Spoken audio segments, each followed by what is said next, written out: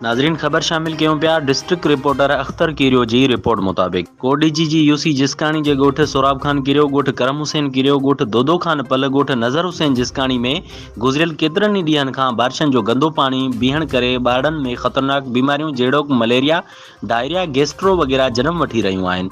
मुतासिरीन जो चौपायो माल पिण मरण लॻो। बरसात मुतासिरीन जो चवणु आहे त यूसी सेक्रेटरी समेत सभिनी लाॻापियल इदारनि वारनि खे बार बार आगाह कयो पर को बि तदारुक न निकितो।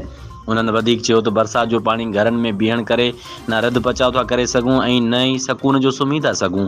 मच्छरनि जो आज़ार वधी वियो आहे। मुतासिरीन एहतजाज कंदे तक जे MNA नफ़ीसा शाह जीलानी, MPA मुनवर वसाण, वज़ीर आला सिंध, सूबाई सलाहकार जनाब मंज़ूर वसाण, नवाब ख़ान वसाण DC खैरपुर AC कोडीजी खां मदद जी अपील कंदे चयो त खुदारा असांजे घरनि मां ऐं रस्ते मां तां पाणी निकाल कराए ॾिनो वञे त जीअं असां सुख जो साह खणी सघूं। असां लाइ को बि मदद करण वारो को बि कोन्हे को। हे सियासी नंबर गर्क थिया आहिनि, धरती खाई वई हिननि खे। भई असांखे अलाह जो आसरो आहे, बाक़ी त माशाअल्लाह कहिड़ी रखा। अब तव्हां छा चवणु हिन बारे में? चवण इहा आहे त पाड़े वारा असांजा MP अलाए किथे हिननि खे अलाह असां गुम करे छॾियो आहे। अलाह करे सदाईं हिन खॾ में हुजनि जंहिंमें पूरिया पिया हुजनि। अवाम हिन जी सार लहनि ई कोन था। कीअं थी ॻोल्हे, कीअं थी तरे, छा थो थिए, छा नथो थिए।